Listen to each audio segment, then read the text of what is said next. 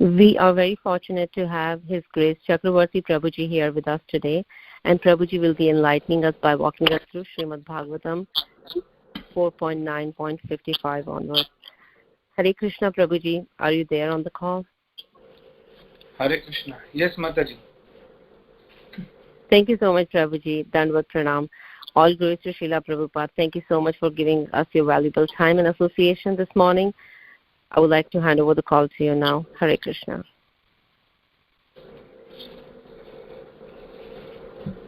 Hare Krishna. So we are reading from Srimad Bhagavatam, Canto 4, Chapter 9, entitled Dhruva Maharaj Returns Home, verse number 55 onwards. Now, next almost 9 to 10 verses, it's almost like the description of the city and how it is decorated, how opulent it is. And then about Uttanapad, King Uttanapad, Dhruva's father, leaving the palace and going to forest for self-realization. So even though there are purports, we'll discuss little bit and maybe we'll go to the next chapter. We'll do Mangala Sharan and we'll start.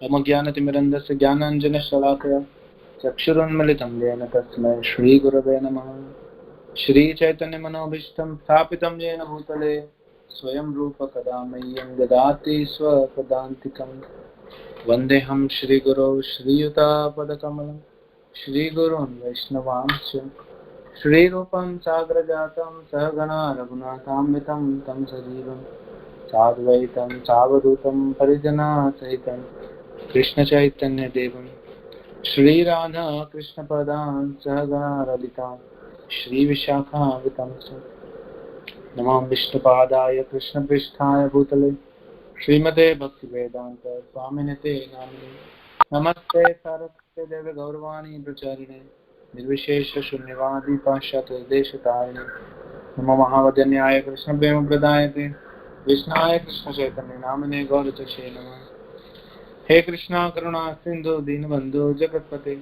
Gopesha Gopika Kanta Radha Kanta Namastute Tapta Kanchana Gaurangi Radhe Vrindavaneshwari Rishabhanu Sute Devi Pranamani Haripriya Vancha Kalpatarubhyasya Kripa Sindhu Bevacha Patitanam Pavanebhyo Vaishnavebhyo Namo Namah Jai Shri Krishna Chaitanya Prabhu Nityananda Shri Advaita Gadadhar Shiva Sadi Gaura Bhakta Vrinda Hare Krishna Krishna Krishna Hare Hare Hare Rama Rama Rama Hare Hare.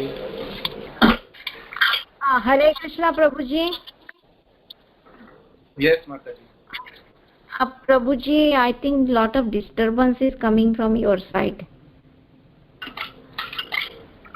Shall I put the phone on mute? No. You come closer to your microphone. Now is it okay? Yeah. Yes. I just kept the phone on the loudspeaker, so I was doing Mangala Charan.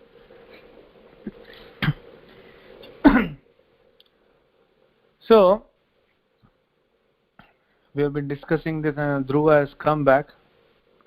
And as I said, not many philosophical points, rather some description, which is also important. This is given in Srimad Bhagavatam. Not many purports, so I'll just read few translation. So it is the 4.9.55 onwards. At each and every gate, there were burning lamps and big water pots decorated with differently colored cloth, strings of pearls, flower garlands, and hanging mango leaves. 56. Hare Krishna Prabhuji, can you read shloka also, please? Okay, I'll recite all shlokas.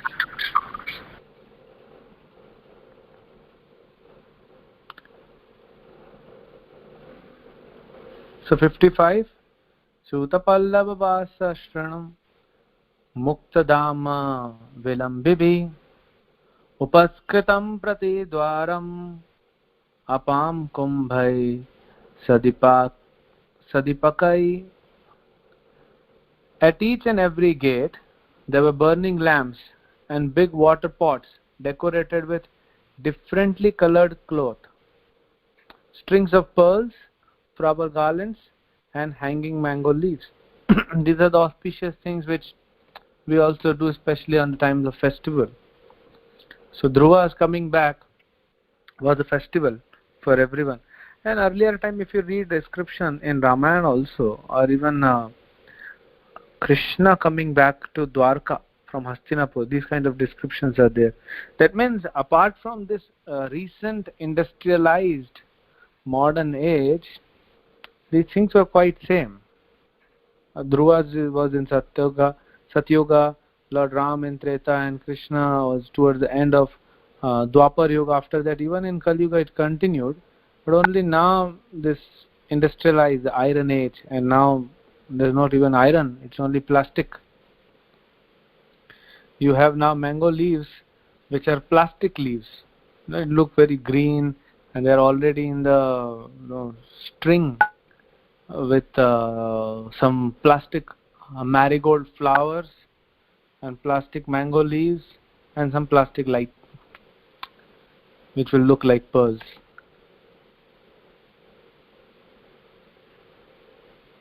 Christmas was there, I think, 2 days back. So even if you see the concept of Christmas tree, it is, I don't know from where it has originated, from some mind, but it has some connection. If you see, it is all nature. Vedic decoration is all about nature. And Prabhupada will talk in one of the purport that how this is the real opulence. And opulence was measured in terms of how much natural wealth a person has, which we'll read ahead. So next, 56. Prakarair gopura gai shatakumbha parichhadyadai sarvato alankritam shrimad vimana shikharadyubhi. In the capital city, there were many palaces, city gates, and surrounding walls, which were already very, very beautiful. And on this occasion, all of them were decorated with golden ornaments. The domes of the city palaces glittered, as did the domes of the beautiful airplanes which hovered over the city. Purport. Regarding the mention of airplane, it is suggested by Srimad Vijayadhwaj Tirtha that on this occasion, the demigod from the higher planetary systems also came in their airplanes to bestow their blessings on Dhruva Maharaj on his arrival at the capital of his father. It also appears that all the domes of the city palaces as well as the pinnacles of the airplanes were decorated with ornamental work in gold, and being reflected by the sunshine, they were all glittering. We can observe a specific distinction between Dhruva Maharaj's time and modern days. For the planes in those days were made of gold, whereas at the present moment airplanes are made of base aluminium. This just gives a hint of opulence of Dhruva Maharaj's days and poverty of modern times. So gold is always gold, and still we can see how nowadays people hardly get gold. Gold is becoming so costly. That means people in this modern world are becoming poorer day by day. So some time back I came across something which mentions that how even rich people in this world today, they have these bathrooms with taps fitted with golden taps, or at least gold plated. Even their bathrooms, their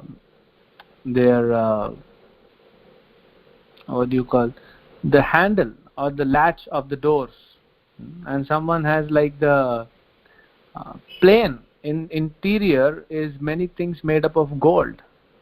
So gold is also valued in terms of, not only terms of the value of money, but in terms of decoration.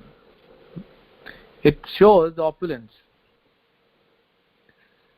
So we can see this, these things are all coming from previous ages. Gold still has its own charm, as they say. And also mentions in this verse that the demigods also came to bless Dhruva. That was the opulence of Dhruva Maharaj.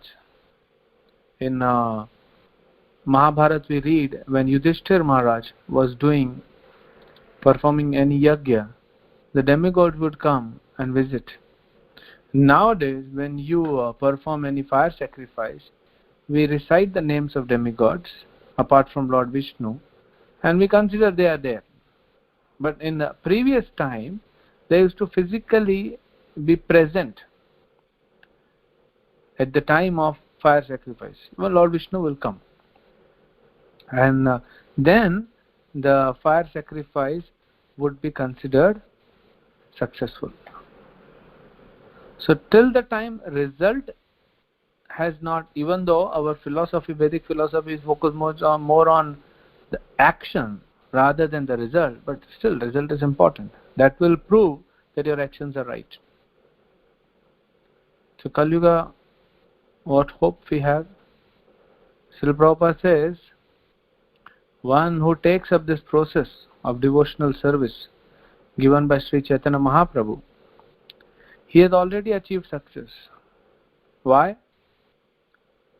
Just keep the photo of Panchtattva, sit in front of that and chant Hare Krishna mantra. You are performing the yajna, and the yajna purush, Bhoktaram, that personality is already manifested there.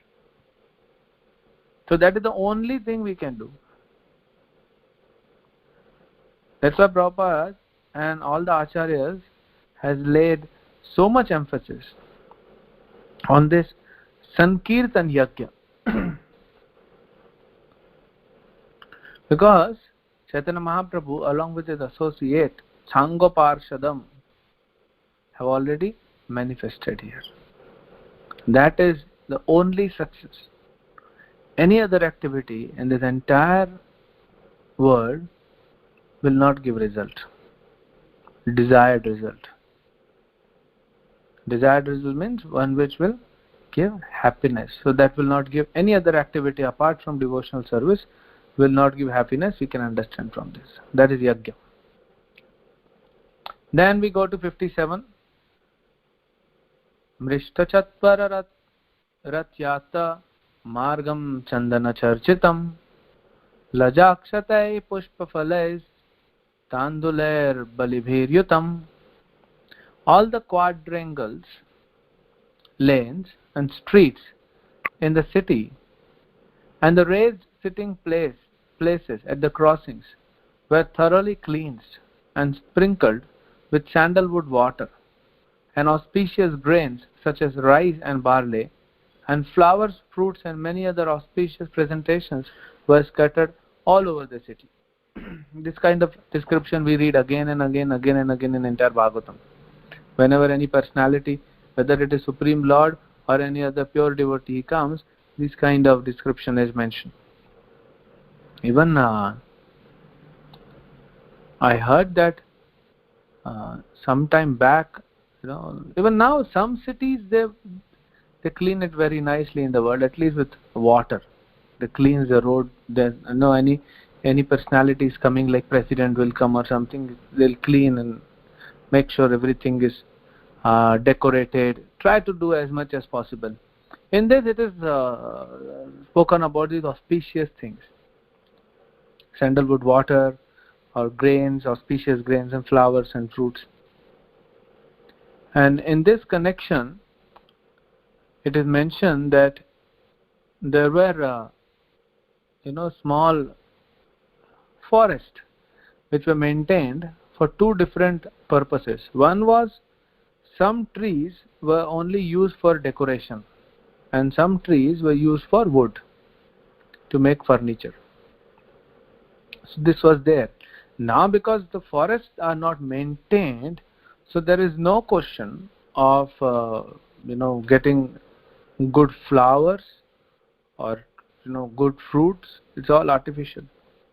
It's all chemicals.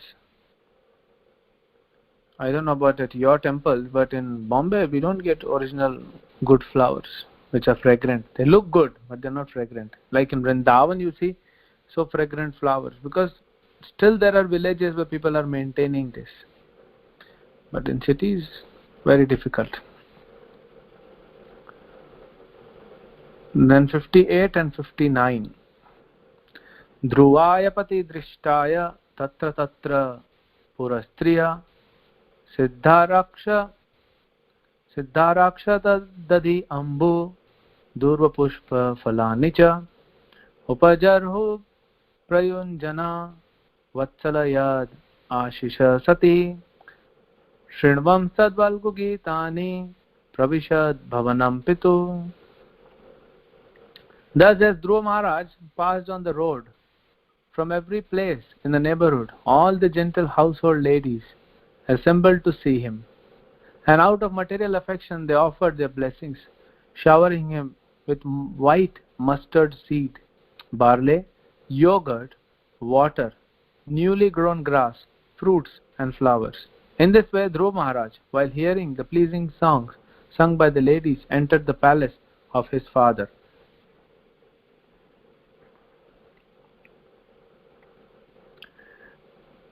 Anyways, there was some affection. We don't know, it's not mentioned, but there was affection from his mother, and ladies, they would have some affection. They will not discriminate so much. But when Dhruva left, the people who didn't support, like the stepmother of Dhruva, like his father didn't support him, and any other, because Dhruva became pure devotee. It is mentioned, I think you would have discussed already in this starting of this chapter. Dhruva became pure devotee, completely realized. So anyone who will be inimical or who will not having any affection, they will also develop the affection. As for 6 Goswamis of Vrindavan, it is mentioned whether a person is a gentle person or a ruffian, he will respect 6 Goswamis. So when a person is fully Krishna conscious, realized, then even people who are not Krishna conscious, they will respect him. That is how the pure devotee is taken care by Lord. So here we see how these ladies all came on the streets and gifted different items and showering white mustard seeds and pleasing Dhruva by singing the songs. That is how Dhruva entered the palace. Verse number 60. Mahamani Vratamaye Satasmin Bhavantame Lalito Nitaram Pitra Navasad Dividevata Devavat. Dhruva Maharaj thereafter lived in his father's palace, which had walls bedecked with highly valuable jewels. His affectionate father took particular care of him, and he dwelt in that house just as the demigods live in their palaces in the higher planetary system. Obviously Uttanapad was so rich. He was a king and he was also a devotee. So he had all of the opulence like demigods. Sometimes these Raja Rishis have more opulence than the demigods because of their added devotional service. Like Dhruva Maharaj, Yudhishthir Maharaj, Parikshit Maharaj, all these were pure devotees, so they were more opulent in terms of qualities and in terms of wealth, more than demigods. Next verse.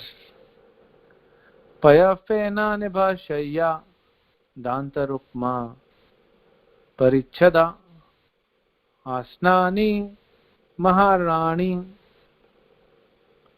yatra rokma upaskara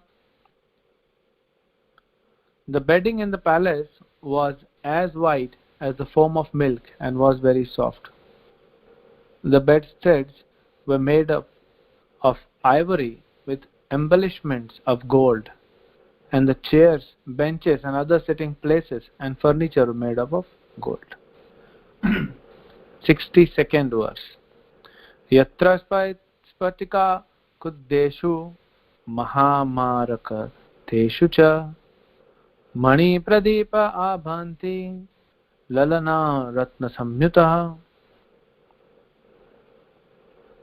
The palace of the king was surrounded by walls made of marble with many engravings made of valuable jewels like sapphires, which depicted beautiful women with shining jewel lamps in their hands.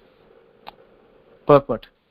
The description of King Uttanapad's palace depicts the state of affairs many hundreds and thousands of years ago. Long before Srimad Bhagavatam was compiled, because this was Satyuga, and Bhagavatam was compiled at the end of Dwapar Yuga. Since it is described that Maharaj Dhruva ruled for 36,000 years, he must have lived in the Satyuga, when people live for 100,000 years. The life durations in the 4 yugas are also mentioned in the Vedic literature. In Satyuga, people used to live for 100,000 years. In the Treta Yuga, people live for 10,000 years. In Dwapar Yuga, they live for 1,000 years. And in this Kali Yuga, people may live up to 100 years. With the progressive advance of each new yuga, the duration of life is reduced by 90%.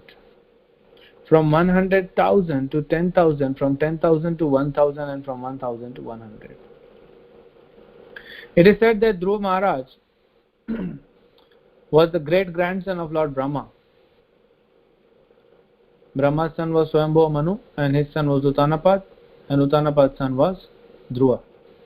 This indicates that Dhruva Maharaj's time was in the Satyuga, in the beginning of creation. During one day of Lord Brahma, as stated in Bhagavad Gita, there are many Satyugas. According to the Vedic calculation, at the present moment, the 28th millennium is current. It can be calculated that Dhruva Maharaj lived many millions of years ago, but the description of the palace of Dhruva's father is so glorious that we cannot accept that advanced human civilization did not exist even 40 or 50,000 years ago. There were walls like those in the palace of Maharaj Uttanapad. Even very recently, during the Mughal period, anyone who has seen the Red Fort in Delhi must have marked that the walls are made up of marble and were once decorated with jewels. During the British period, all these jewels were taken away and dispatched to the British Museum. So here Prabhupada is coming to the logical conclusion that we cannot accept that advanced civilization did not exist even 40 or 50,000 years ago. Prabhupada is only counting 40 or 50,000 years ago. But if you see, the age of Satyuga is 17 lakhs 28,000 years, and this is starting of Satyuga. And then Treta Yuga, Lord Ram's, is 12 lakhs 96,000 years, and then Dwapar Yuga 8 lakhs 64,000 years, and then Kali Yuga. So actually it is not only 40-50,000 years, it's practically 40-50 lakhs of years, at least 40 lakhs. And the civilization was so advanced that today's people, just to show their superiority, everyone wants to show their superiority because having this nature of controller, this tendency of controllership, that we are superior. If you see all over the world, we are the superior race, we are the superior race. Finally the Germans came. We are the supreme race existed on this planet. And then they said that Sanskrit is our language. So then finally some discussion and all went on, and some people from India, and then they finally proved that no, Sanskrit is not our language. And then they said Sanskrit is the language which came from another language, which is our language. So basically trying to prove, and now also they like Germans, they say we are the Aryans. But Prabhupada gives the definition of Aryan, one who is for the follower of Vedic civilization. So we can see that this tendency to prove yourself superior, whether on the individual level or on the level of family, the family lineage, the society, the caste, the religion, the nation, at any level or every level, people want to be superior. So these modern people, they say that we are ultra modern, we are highly advanced people present on this planet. And earlier, they were only tribals. And then they show something that this is not developed, this is not advanced. But here Prabhupada is saying that it is not that tribals can have this. Forget about knowledge, the kind of knowledge which Vedic civilization has given, that we cannot even compare with today's knowledge. Today there is no knowledge, only ignorance. But even we see the house, their palaces, and the demigods coming in their planes, and these planes do not need any fuel. Now that is something. People are talking about electric cars and the cars which will run on water. But nobody in the world can even think of a machinery running without the fuel. It's not that Indra has to feed every day Airavati, some tons of grains, and then Airavati will say, okay, now you sit on me and I'll take you. But I'll not give a good mileage. Not like that. They're all flying by the desire, that kind of advancement. These are all subtle. Here we are talking about the gross. So we can see how even the archaeologists, they have found some cities when they dig, and they see how cities are, very nicely channelized, and canals and all that, everything. And the description, if you read in Mahabharata, there also you get, and in the description of Ramayana, how the city Ayodhya, very beautiful description, and very systematic, very organized. It was not that some tribals were living and then it became very chaotic, and there's no, like they portray, there's no proper sanitation system. Everything was there. Everything was people. Now people are talking about having bathrooms in the house, especially in the third world countries, Asian countries, and India and all that. We should have bathroom in the house and all. They're making movies and all based on this. Earlier, such a huge population, they didn't have bathroom. In Krishna book, Srila Prabhupada writes, King Ugrasen in Dwarka, when Ugrasen was ruling in Dwarka, he had like 4 billion soldiers. 4 billion. That's like more than half of the population of today's world. 4 billion. How many of us can digest the fact? One devotee came to Prabhupada. Prabhupada, I want to preach Krishna consciousness, but I am going, but how to convince people that there are 4 billion soldiers in Ugrasen's army? Prabhupada said, leave that part and preach other parts. Because we have to preach more on philosophy, not on these facts. As in Hindi they say, Chamatkar ko namaskar. We don't preach based on miracles and all this. We preach simple philosophy about the life which everyone will accept. Now 4 billion soldiers and other population, it is not that we can say that they didn't have proper sanitation, or proper eating, or proper bathing facilities. That was all Krishna's arrangement. So in Vedic culture, this knowledge is there, that how this things will work, how this. And now, because of the sinful activities of people of the world, there's shortage of everything. Now they are talking about waterless toilets, where you don't need water.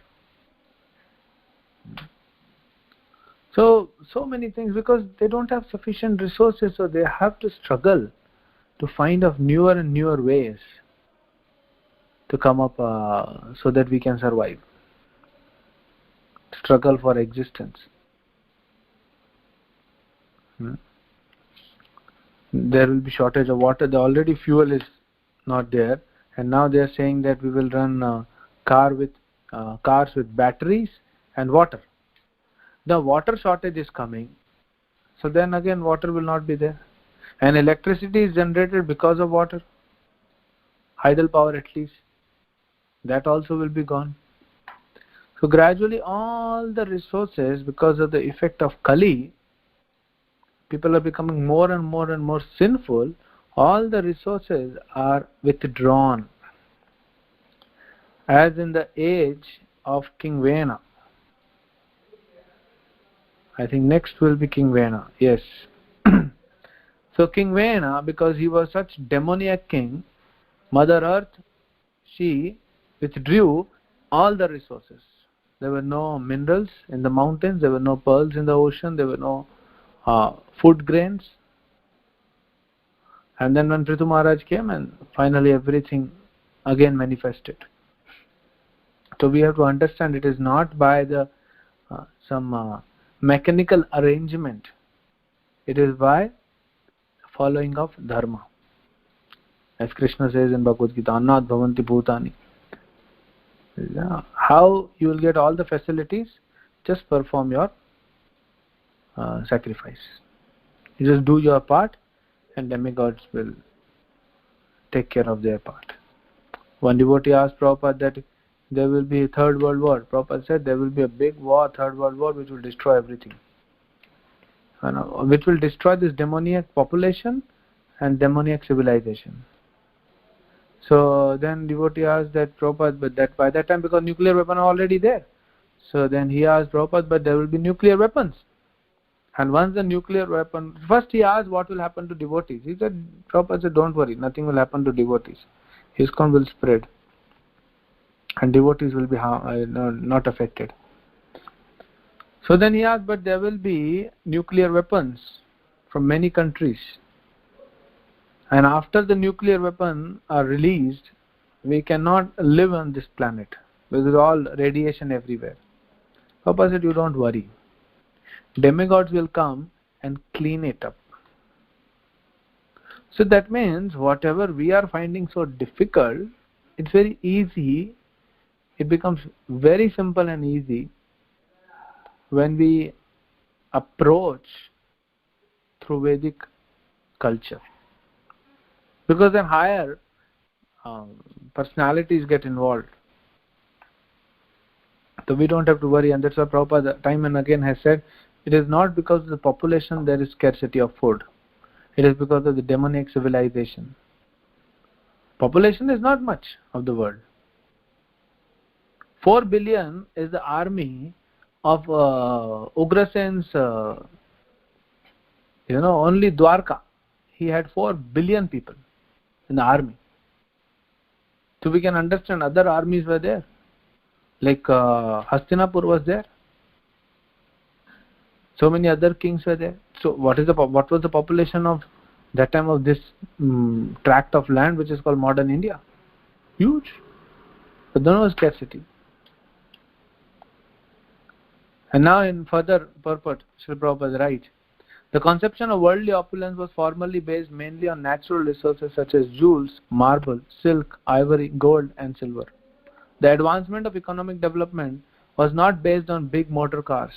Advancement of human civilization depends not on industrial enterprises, but on the possession of natural wealth and natural food, which is all supplied by the Supreme Personality of Godhead, so that we may save time for self-realization and success in the human form of body.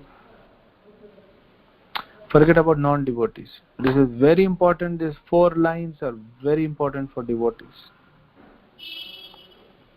It connects to Rupa Goswami's shloka from Nectar of Instruction, Atyahara Prayasascha.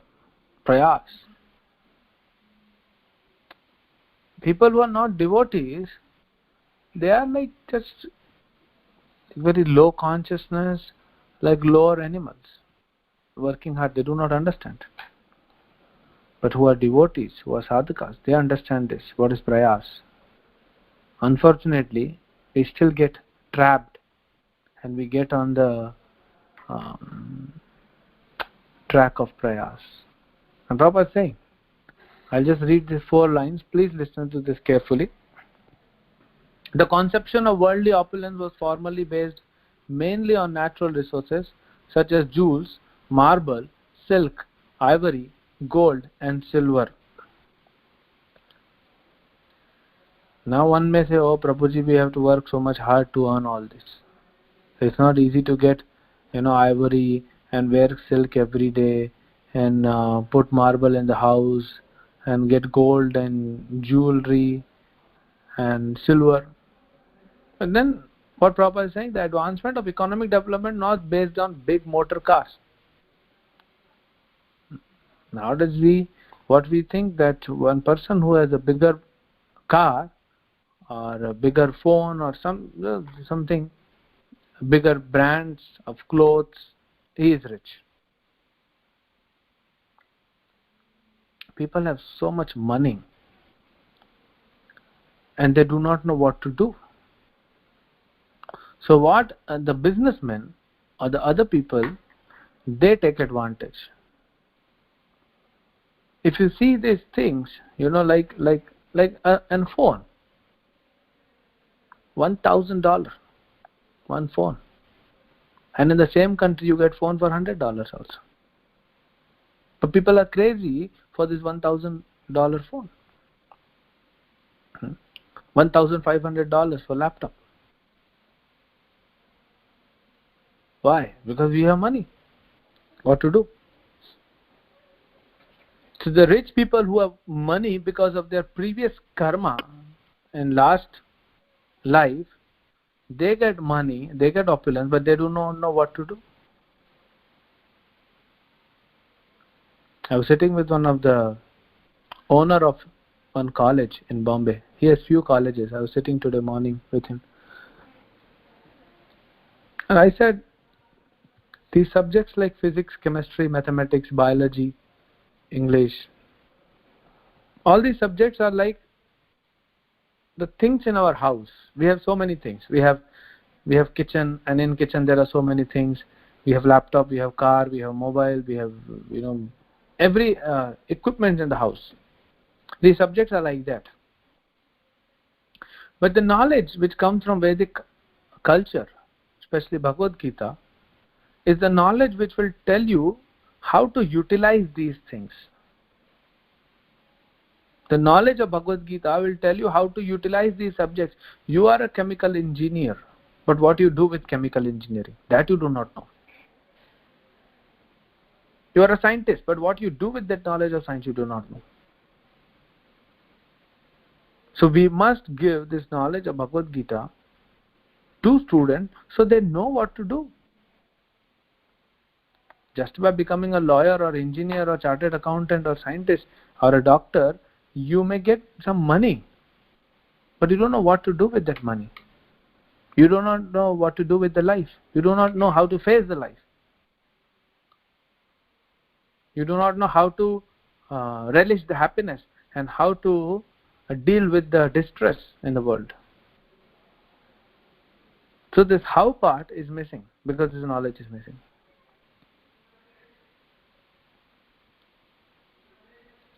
So much. Like someone I recently, he kind of, because of he's not a devotee but a businessman, kind of a gesture, he said, I want to give some gift to you.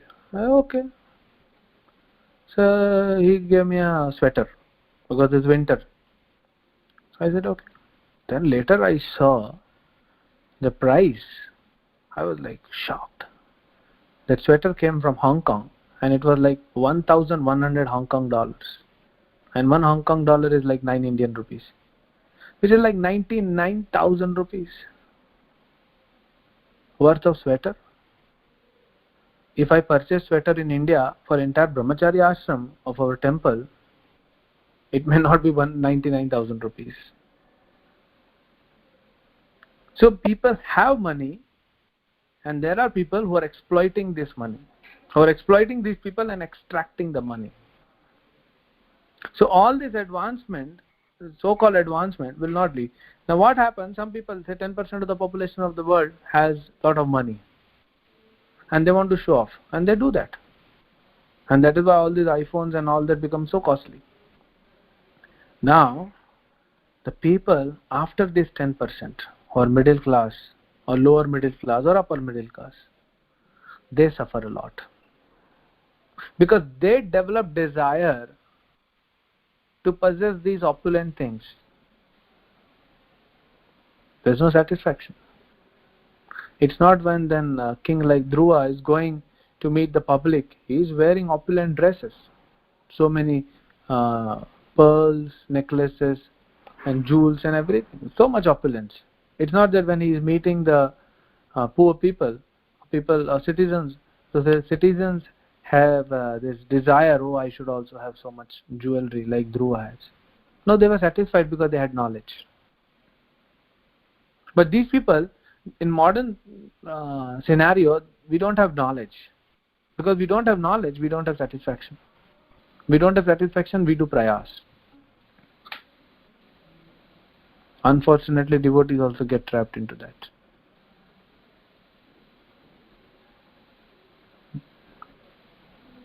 Ten devotees come for Bhakti Vriksha. As it is said now, that we should focus. We are sitting for prasadam with the plate. We should focus what is coming in our plate. Whatever you want, you take it. But somehow we have a tendency to look at others' plate and immediately compare with our plate. This tendency is very deep rooted because this is coming from envy. You can't eat sweet because you have blood sugar. Your blood sugar level is high. You can't eat sweet. It's okay. So you accept. You accept it. I have accepted, Prabhuji, I can't eat sweet. But I can't accept that other people are eating sweet. That's envy. I'm satisfied at home when I don't eat sweet. But when I come to temple, I see other devotees eating sweet. Then there's a problem. The desire manifests. So then you see 10 people coming in Bhakti Vriksha, we compare material things. Even we compare spiritual qualities. Nobody is stopping anyone to advance spiritually. Nobody can stop. If you want to chant 64 rounds every day, you have time, you take time out and somehow squeeze other things and chant 64 rounds. Who will stop you? Another person getting inspired by you chanting 64 rounds, he wants to also chant 64 rounds. So there is no problem. But we don't compare there. If someone is chanting 64 rounds and I am not able to chant because I don't have time or I don't have a desire, then I say, why to chant 64 rounds? Prabhupada never said to chant 64 rounds. We philosophize our anarthas. We support our anarthas using philosophy. So these 10 people coming, how we compare? What kind of car he has? What kind of a mobile this family has? How many mobiles they have? How many marks his daughter got in same grade as my son is studying in same grade? We compare. So this comparison mentality is all this modern economic development. Everything. And that's why Srila Prabhupada, next line, he says, advancement of human civilization depends not on industrial enterprise but on possession of natural wealth and natural food, which is all supplied by Supreme Personality of Godhead, so that we may save time for self-realization and success in the human form of body. Natural wealth and natural wealth here, one is the pearls and the jewels and all, cows and the land and the grains and natural food. And natural wealth also can be the qualities. And if you don't have qualities, okay, then we save time for self-realization. So here also, this concept of prayas has been rejected. Prayas is for material things. So the other people, who middle class people who do not have so much money, but they hanker. They hanker and they desire for these opulent things. And they put a lot of prayas. And then there are organizations and institutions who are ready to give you loans. The financial institution. So what do you take? You take loan, easy money. And then you think, okay, next 15 years I will repay. For 15 years, your japa is disturbed because you have to repay the loan.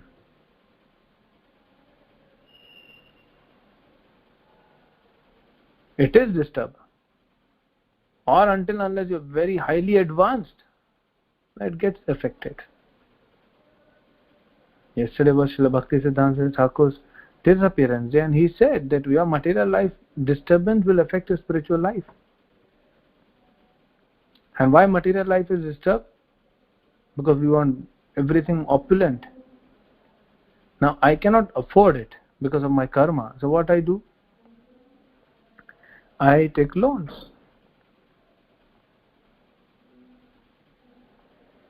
That's what Chanakya Pandit said. 3 things should be immediately curbed.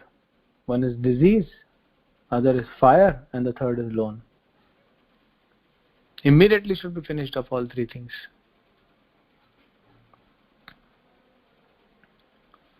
And then to repay those EMIs, to pay those EMIs, we have to work hard. We have to depend on dual income, or we have to take 2 jobs, one full-time job, 1 part-time job, something, and then we don't have time for reading, hearing and chanting. Exactly what Prabhupada is saying. We should save time for self-realization.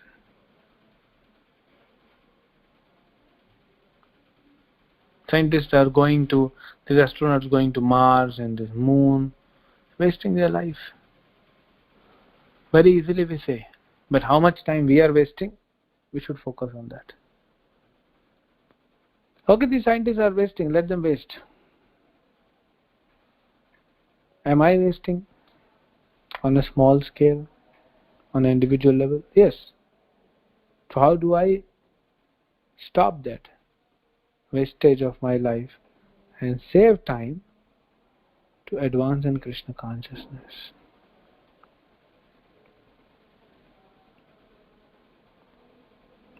That's for individuals.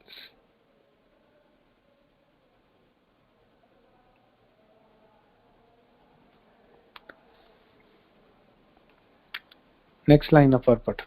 Another aspect of this verse is that Dhruva Maharaj's father Uttanapad would very soon give up attachments for his palaces and would go to the forest for self-realization.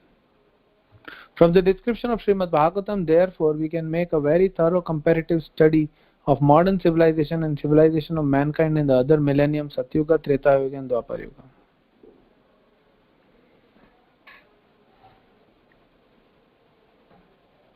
So because he was satisfied seeing Dhruva taking up the responsibility, even though he was young, he was satisfied and he was peaceful, he was having knowledge. So Uttanapad renounced everything, went to forest for self-realization.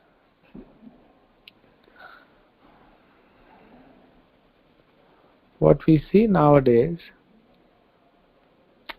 is lack of seriousness for this self-realization. That's what Prabhupada said 50 years back. My disciples are not fearful of Maya or sufficiently fearful of Maya. We play around with Maya. We think, we take very casually these things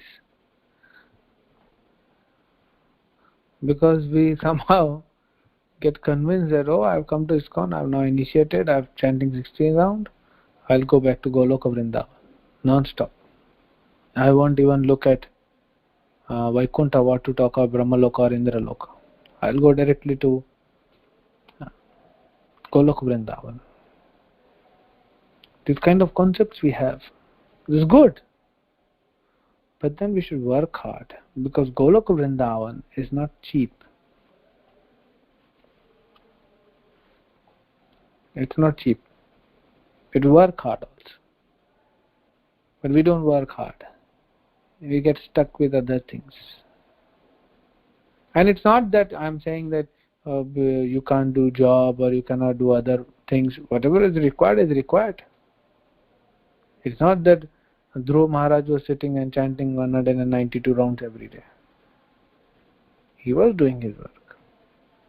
In Chaitanya Charitamrita we read so many devotees, not that everyone was chanting envious of Haridas Thakur, they were envious of Haridas, or they wanted to be like Haridas Thakur because Chaitanya Mahaprabhu said, you are a Namacharya. So everyone started chanting 190 rounds, we want to also become Namacharya. No, everyone had their responsibility. Like Shivananda Sen, here he was a manager for Yatra. He got accused by Lord Nityananda and kicked by Nityananda. He was manager, so he was managing the Yatra. He was just sitting and then chanting 160, 192 or 128 rounds. He was doing a service. So every one of us has some service. Depends on the ashram. If someone is a household ashram, he has to earn money. That's okay. That's required.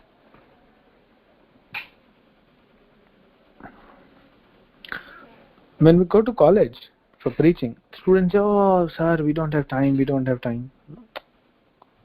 Then sometime I sit with them. Or if there are like 200 CNS students, I don't take the lecture. I said, okay, let us analyze where my time is going. From morning to evening college. And finally when I sit with them and analyze, they come up with the conclusion that 4 to 5 hours every day they are wasting on social media, Facebook, or watching movies. 4 to 5 hours every day. I said, this is what, out of 4 hours or 5 hours, just give me half an hour chant for 15 minutes and read Bhagavad Gita for 15 minutes. Because they knew, so we start like that. I am taking wastage time. I am not taking your time. So we also have our job, our family, and we say, Prabhuji, I am family man, I have family, or even a householder, forget about householder, even brahmachari may say, I have this service. Yes, but apart from services, are we sure that we are utilizing all the time properly?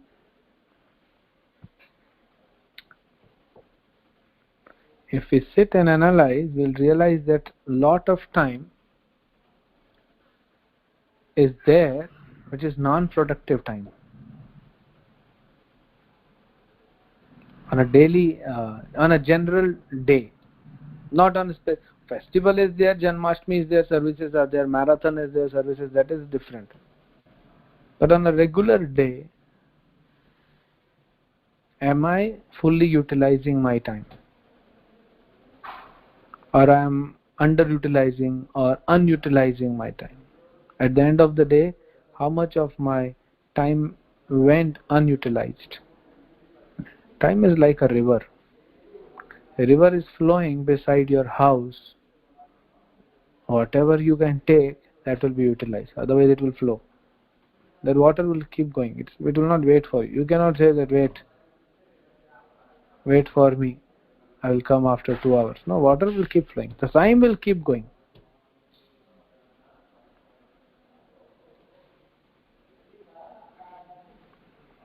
That's why these all advanced devotees like Goswamis and all our acharyas and Prabhupada and all other, they used to sleep less.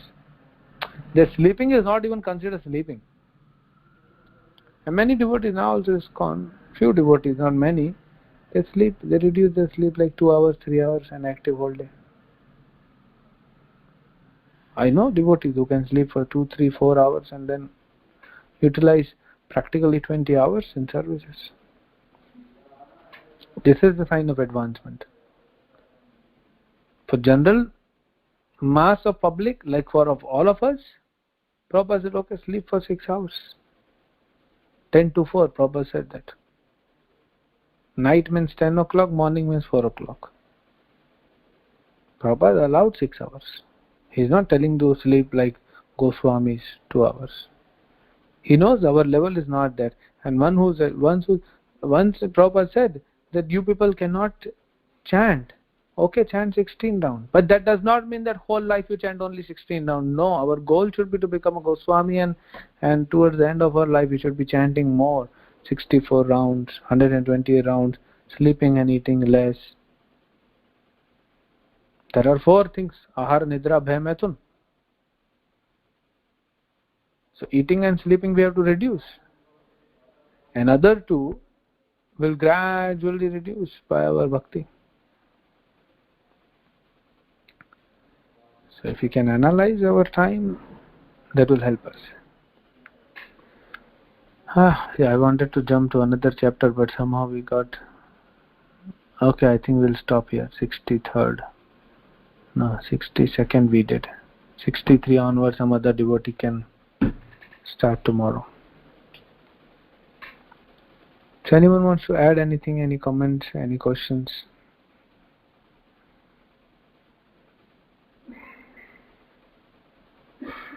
Hare Krishna, Prabhuji, Dandavas. This is Damodar Anandadas. Thank you very much for very nice lecture and your time and your service. Hare Krishna, Prabhuji. Thank you. Hare Krishna, Prabhuji. Thank you.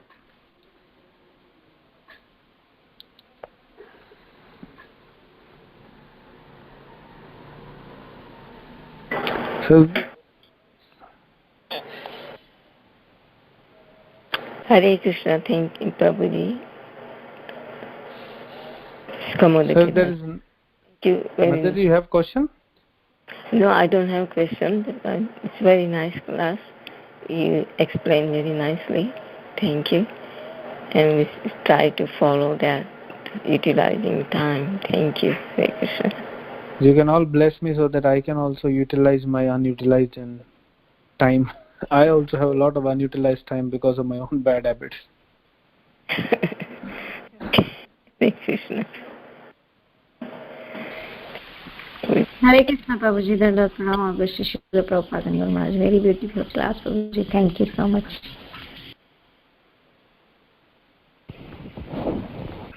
Hare Krishna, Prabhuji. Very, very beautiful class. Prabhuji, you were talking about the comparison of devotees in the material sense and in the spiritual sense. Then how to stop that, Prabhuji, and how to come out of it. I mean, sometimes we compare materially and spiritually compare. I feel like little bit good only because okay, we can progress by comparing them, not becoming envious. But how to stop comparing materially, Prabhuji? Can you please guide me, Prabhuji? How to stop comparing with other devotees regarding material things or spiritual things, like that, Prabhu. You are talking to Prabhu in the class. Till the time we are affected with lower modes, we cannot stop comparing. See, we have to work on the basics. It's not that most of the time, I had this misconception. I see with devotees also, they discuss how can I become humble, how can I become non-envious, how can I become, how can I not compare, how can I become less angry, and all this other. And there's a the next chapter, I think 4th or 5th verse, Prabhupada writes in purport, it is not that devotee cannot become envious. Oh, Prabhupada saying that. We are happy to hear that. Prabhupada says it is not that devotee will not become angry or envious, but how we will utilize that, that is more important. Again, the concept of, it is not the anartha itself which is disturbing. We don't know how to deal with anarthas. Anarthas are there. So how to deal with anarthas, we need to come out of the lower modes. And to come out of the lower modes, we have to come to the higher modes by practice of bhakti. And I think I have already discussed a month or two back that first of all we have to work on the consciousness. And that's a slow process. It's a slow process. It can be fast if we become like Dhruva. So by, like Bhakti Siddhanta Thakur says, that if you are feeling like finding faults with others, better you have some patience, sit and relax and think what faults you have. But that is also, I try, trust me, it doesn't work with me. If you tell me to write about my fault, and I'm maybe superficially just trying to be falsely humble, I may write 1 or 2 lines. But if you tell me to find out faults with other devotees who are staying with me, oh, my entire hard disk will be full. There's the tendency we have. This is because of the lower nature, because of the afflicted. We are afflicted with lower modes. So if we sincerely chant, the only solution. We chant as sincerely as possible. And what is the meaning of sincerity? The meaning of sincerity is not just making faces while chanting. I'm sorry, but devotees sometimes make emotional faces. Whom are we showing the face? Krishna is not interested in that. Sometimes we put so much, that's not sincerity. Hare Krishna, Hare Krishna. Like, it is not emotion, it is stress on your face. And Krishna will be worried. He's chanting my nectarian holy names. Why is he stressed? Why the sadhaka stressed so much? And they shake their head, shake their body. That means your mind is not controlled. You cannot peacefully chant. Chanting means just sit peacefully and chant. That is not coming. That is sincerity. Sincere means whatever you have, you put that in chanting. It's like some sadhu comes to your place, or you meet some sadhu somewhere outside and you want to sincerely serve. If you have $100 in your pocket, give $100. If you have 10,000, give 10,000. If you have 100, you cannot give $10,000. So what you don't have, you cannot give. Sincerity means whatever you have, you just give. Simple heart. That is simple heart. So what we should try to do first and foremost is try to hear the mantra. Not important to shake our head or body or making faces. Hear the mantra. Try to hear the mantra. That's all. And you will see the result will be very soon. You will become oblivious to the world when you are chanting. Out of 1728 Mahamantras which we chant, 16 into 108 every day, minimum 16 rounds we chant. Out of 1728 mantras, start hearing one mantra a day. We'll realize out of 1728, we may not be hearing even 28 mantras. Today morning I was discussing with devotees and they came. You sit and you analyze yourself. Everyone should analyze how much we are hearing. Because if we are hearing our chanting, everything else will fall in place. Everything else will be like Krishna will lay, best path for us. No confusion, no doubt, nothing in life. Everything will go smooth. We have to hear our chanting. Start with few mantras. Okay, in one round of 108 mantras, let me try to hear 1 or 2, 5%, 10%, then 20%. You'll be amazed to see the result. That is the time when we will gradually grow, advance. And then we'll be able to attain the knowledge by reading and hearing Srimad Bhagavatam, and we'll get some taste, genuine taste, not the competitive taste, not the show-off taste, but the genuine taste for service, for serving Krishna and Vaishnavas. Not to show, not to compare, not that I will distribute so many books in marathon so that my name will be announced. It all starts from chanting. First thing is chanting. And how chanting? Chanting sincerely, chanting attentively, we hear so many times. Hear. What Prabhupada said? Chant and hear. We don't have to get into so much details and nuances.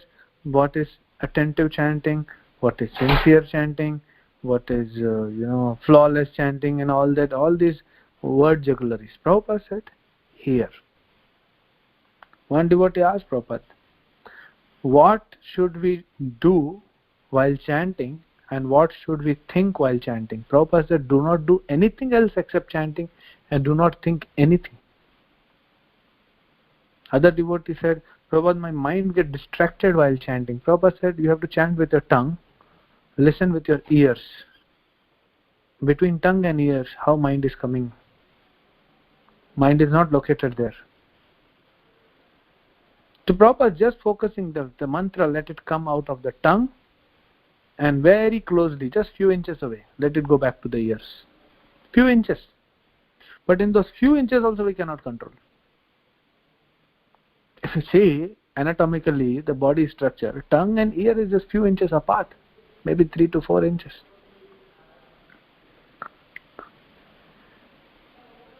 That is where the things will start. That is why sometime even after initiation, second initiation, 10 years, 20 years, 30 years have passed in bhakti, why I am not getting taste? Because you never tasted, no? How will you get taste? There is Mahaprasad in front of us. If we don't accept, honor the Mahaprasad and put it on the tongue, how will we taste it? So many times our bhakti life becomes very mechanical. It becomes like another, okay, better than sinful materialistic life, but it becomes also materialistic or mechanical. It becomes a routine.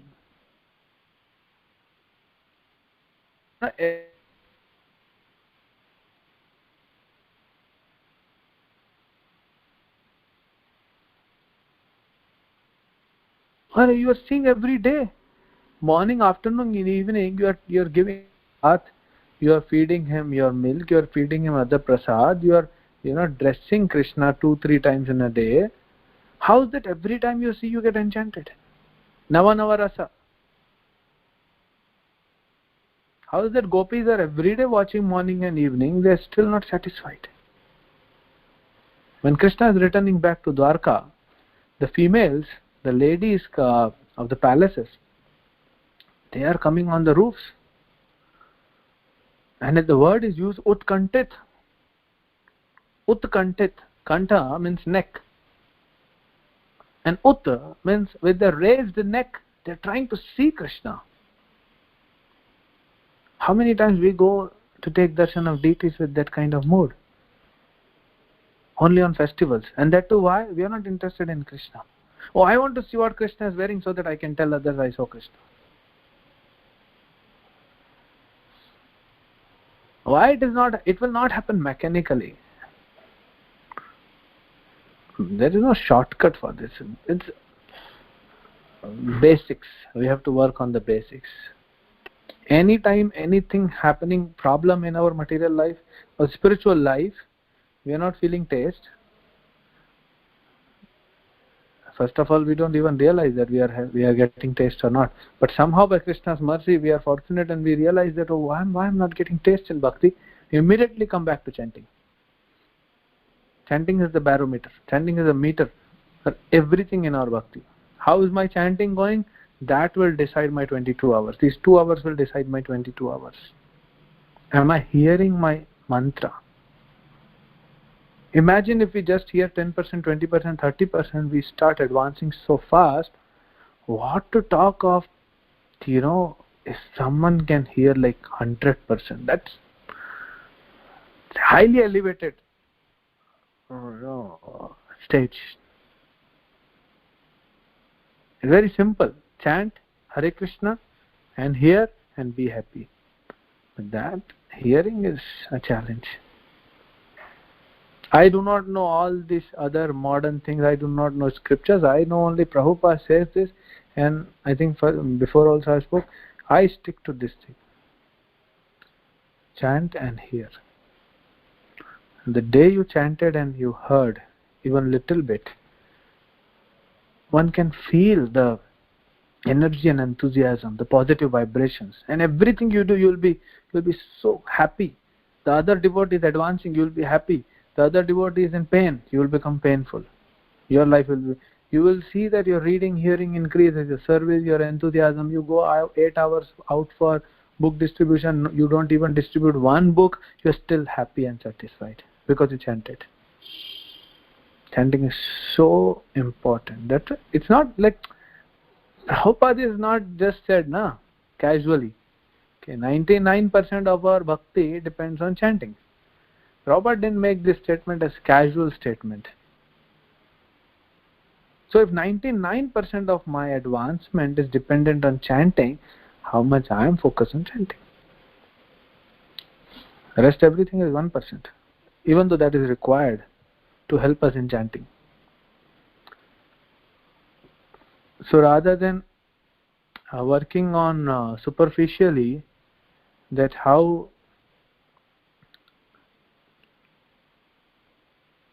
can I, it's like, if I'm dropped into the ocean, I don't know swimming, I do not know swimming, and someone is taken me to a helicopter because we are staying, Radha Rasbihari temple is just on the beach, Juhu beach, and someone takes me like few miles away and drops me in the ocean.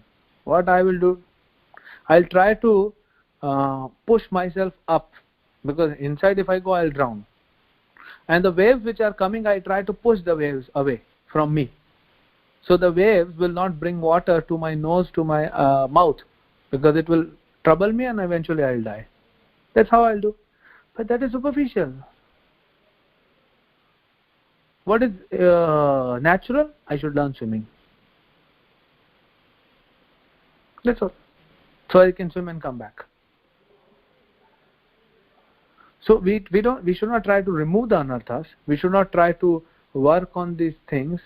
We should try to work on the cause and effect. Srila Bhaktisiddhanta Thakur, I think yesterday someone of you only posted this. I took all these 25 wonderful statements by Srila Bhaktisiddhanta Thakur. I was reading. Thank you whoever has posted that. I was reading that because I have read last year this 25 thing. So amazing. And one of the quote Srila Bhaktisiddhanta Thakur says that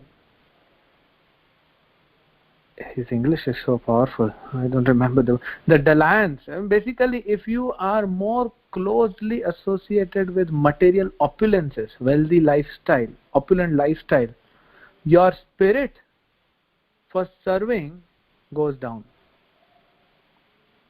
That means we cannot chant. So these material things affect us. So rather than working on material things and reducing even like this anarthas, we should work on chanting. If our chanting improves, anarthas will automatically, like this material things increase in our life, our spiritual, the spirit of bhakti will go down. The spirit of bhakti will go down. That is the effect. So similarly, the cause is if we improve our chanting somehow or the other, if we try to focus and hear attentively, then these anarthas will subside naturally. Naturally it will subside. Like you might be cooking at home. What you have to do is you have to take a vessel, put some oil or ghee, put some sabji, and cover it and switch on the fire. That's all. You are not cooking. You cannot cook vegetable. It is the fire which will do the cooking part. We have to make sure the fire is below the vessel and the vegetable is above the vessel, and everything will be, the system we have to keep in place. It will cook. We eat food. We eat prasad. We don't digest. Krishna says in Bhagavad Gita 15th chapter, it is I who digest it. Our thing is to eat. And to eat prasad and to eat whatever is good for our health. So we do our part. I think we discussed this. 10th chapter Bhagavad Gita, 10th and 11th verse. Tesham satata yuktanam bhajatam pritipurvakam. Our part. I think we discussed. I took a lecture and I discussed this.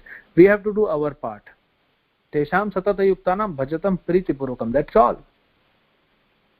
Rest is Krishna's part. Yena mam upayanti te tadami buddhi yogam tam yena mam upayanti. That's Krishna's part. We should not take Krishna's service in our hand. We have sufficient to do. And then again, what Krishna says, because you did, Tesham satata yuktana bhajatam priti purvakam. What is this priti? Prabhupada quoted this verse so many times in his lectures. Bhajatam priti purvakam. Lovingly serve Krishna. What is that love? We cannot have love. We don't have love.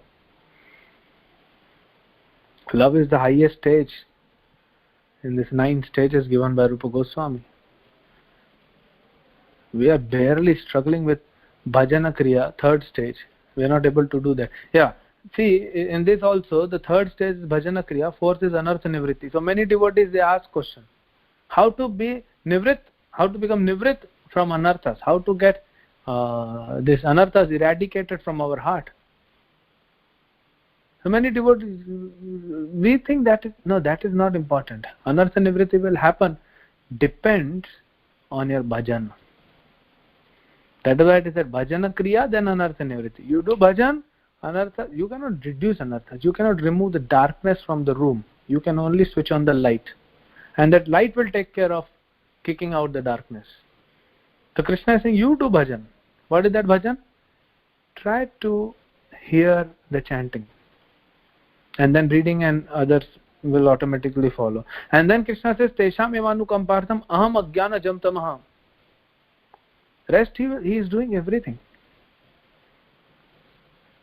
I think Dhruva's part, or yeah, 4th canto Prabhupada writes in this Dhruva's only that Krishna is more eager to take us back to spiritual world than we are eager to go back. We are lazy fellows. We don't want to go back. Krishna is more eager to take us back. So Krishna is ready to do everything. We have to do little part. Is chant and hear. We cannot remove anarthas from our heart. That is job of Guru and Krishna. Who killed all the demons coming to Braj? 2 were killed by Balram. So these 2 anarthas are kicked by Guru. Balram is Adi Guru. And rest everything will be kicked by Krishna. Brajavasis, they didn't do anything. Indra was showering so much rain. Brajavasis were not. They were fearful. Krishna, Krishna, Pahima. They have to just call out Krishna. And the Baka came, Putra, everyone, whoever demon came. But Brajavasis, they have their, recorded thing. Unka recorder chalu ho jata hai. Their recorder is switched on. And what is that? Krishna, Krishna, save us, save us. That's all. And Krishna has to say. Krishna is taking that responsibility. He's telling also, he has done that also. We don't call out to Krishna. That is the problem. And Krishna will not come. Like Draupadi, when Dushasan brought Draupadi to this Asat Sabhaya, Kunti is saying. So Draupadi is trying to look at her, she looked first to husbands. Husbands are already sold out. They are servants. They cannot do anything. Then she looked to Dhritarashtra. He just hung his head down. Vidura, Bhishma, nobody could, Kripacharya, nobody protected. Then now why Krishna is, it is said by Acharya says Krishna is sitting with Rukmani in Dwarka. And Rukmani is seeing this, that Draupadi is in difficulty. For a woman, the most important thing is her chastity. Everything else she can, forgive, but that is most important thing. So the Dwarka, this was sitting. So Rukmani is telling, my dear Lord, why are you not going and protecting? So Krishna says, oh, she is not calling, why should I go? I don't want to interfere unnecessarily. It's their personal family matters. But she is your devotee. But she does not need me. Because she is not calling. And then Krishna is one Acharya explains, Krishna is making excuses. Oh, I am sitting in Dwarka. Hey, this is happening in Hastinapur. How can I go far? Even if I take Daruka with all my horses, with all my strength, I cannot reach Dwarka so fast. I cannot reach Hastinapur so fast. And Draupadi is still, now Dushasan started pulling the sari. Draupadi is, trying to restrain her sari with her hands. And then finally, she put the sari in the mouth, between the teeth.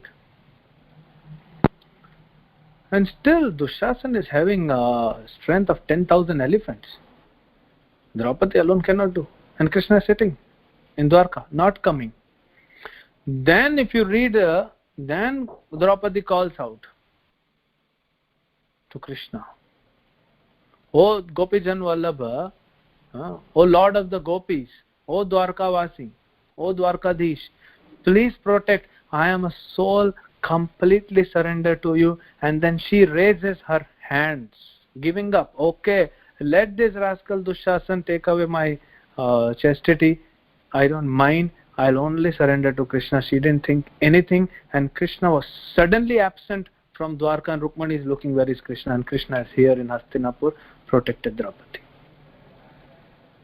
Draupadi was not calling. What can Krishna do?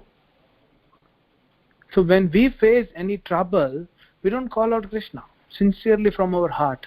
We just do lip service. I'm telling my case. I'm not talking any one of you.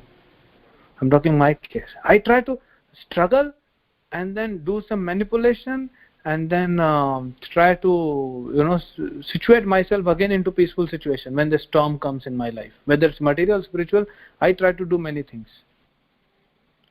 But what is the best thing? Sincerely call out for Krishna. And how can we do that? By chanting and by hearing. With the faith. But our faith is also not there. There's another problem. So when we chant and hear our mantras, gradually we'll develop faith in Krishna. That's why our faith is Ado Shraddha. We came to Bhakti with Ado Shraddha. It's the initial stage of faith. Intense faith will become, the faith will intensify after the stage of Nishtha. These 9 stages are nothing but different stages of faith. When you have 100% faith in Krishna, that is Prema. Then you are at the stage of Prema. Nishtha, Prabhupada says, is 75%. We are struggling with the faith. We don't have faith. We get affected. Doesn't matter I am brahmachari, you are household. Doesn't matter. We get affected because we don't have strong faith in Krishna. So that everything will come just by hearing the Mahamantra.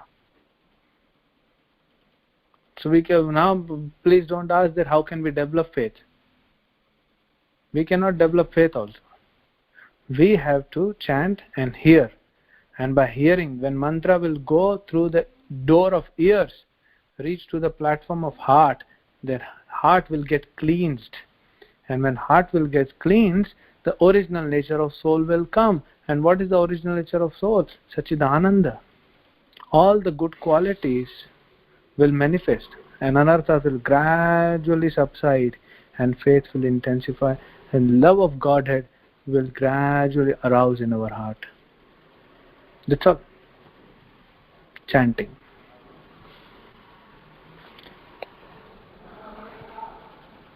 Am I making some sense?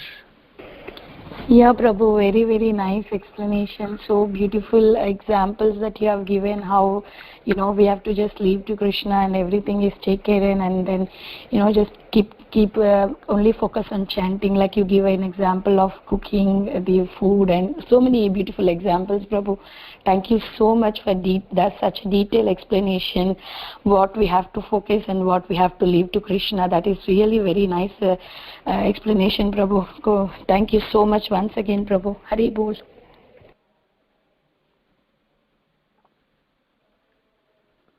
So shall we stop? I think it's time and you all have to go to different things to do. Yeah, Prabhuji. Thank you so much, Prabhuji, for such a wonderful class today. We are very grateful to you and really look forward to having your association again in future. Was there another question for Prabhuji? Yes, it's not a question, it's just a comment. Prabhu, this last part of your lecture, I just thought was really, where you were stressing on the fact that it is Krishna who is doing everything. We just asking him, requesting him, beseeching him by calling out his name. So I'm just trying to say that it was really so inspiring. And I would, even though you don't know me, I would just request that you please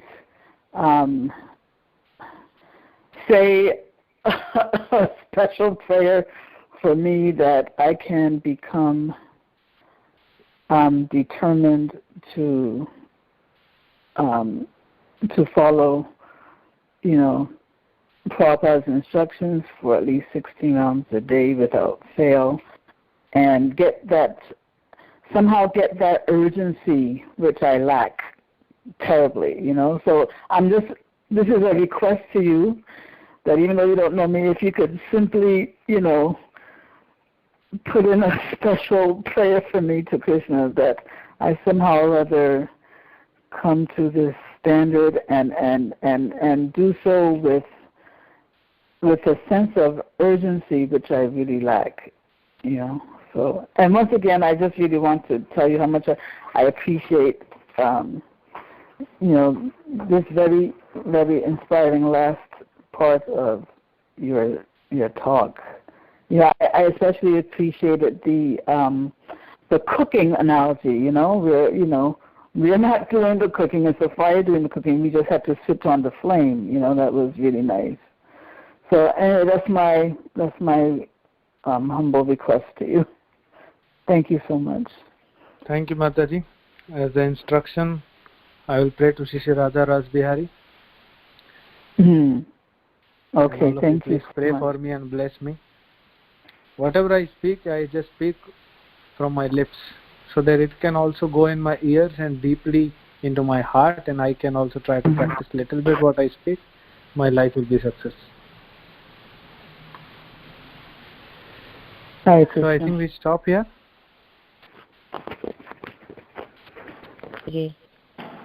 Vancha kaltarubhyascha kripa sindhubhyacha patitanam pavanebhyo vaishnavebhyo namo namaha.